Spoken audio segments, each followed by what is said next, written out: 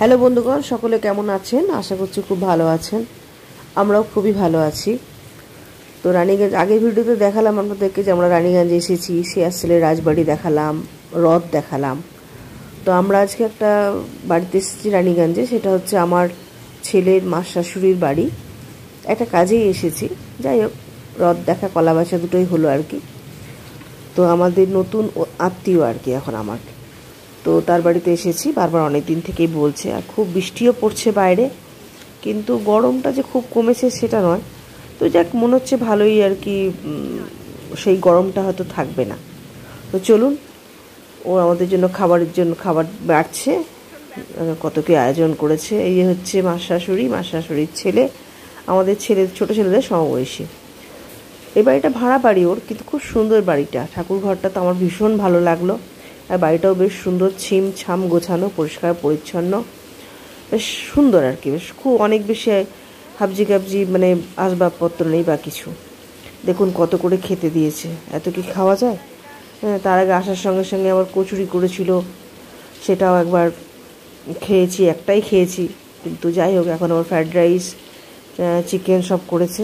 তো এত তো অবশ্যই খেতে পারবো না, এগুলোকে তুলে ফেলবো। তাই চলুন খেয়ে নিই এগুলো।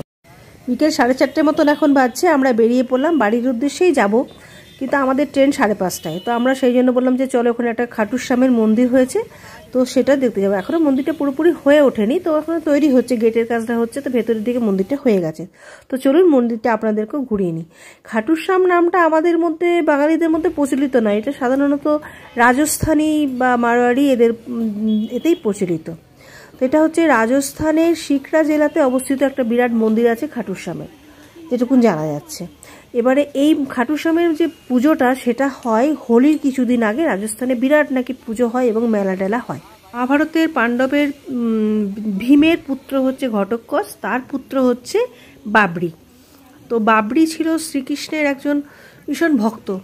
তো শ্রীকৃষ্ণ যখন এই আমাদের যে কুরুক্ষেত্র যুদ্ধটা হয়েছিল, তখন শ্রীকৃষ্ণ ওকে বলেছিল যে তুমি তোমার মাথাটা কেটে আমাকে দিয়ে দাও।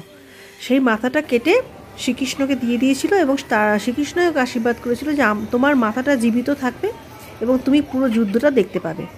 তো সেই হিসাবেই ওর মাথাটা নাকি একটা পর্বতের চূড়ায় আর কি শ্রীকৃষ্ণ বসিয়েছিল, এবং তার নাম দিয়েছিল খাটুশ্যাম। তো সেই থেকে খাটুশ্যাম নামে প্রসিদ্ধ, এবং এই তার মন্দির চতুর্দিকে আছে। তো এইটুকুনি এই গল্পই খাটুশ্যাম সম্পর্কে আমি যেটুকুন জানি বা জানলাম।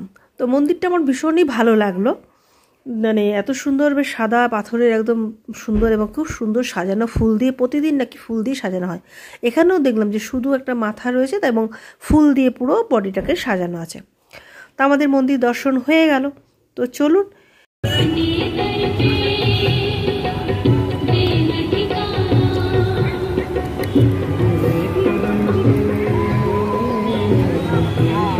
মন্দিরটা কি সুন্দর না? মন্দিরটা কেমন লাগলো আপনারা আমাকে অবশ্যই জানাবেন, কমেন্টস তো করবেনই। তো আজকের মতন ভিডিওটা এখানে রাখি। তো আপনারা সবাই সঙ্গে থাকুন, পাশে থাকুন, লাইক কমেন্ট শেয়ার অবশ্যই করুন। ধন্যবাদ সকলকে, বাই বাই।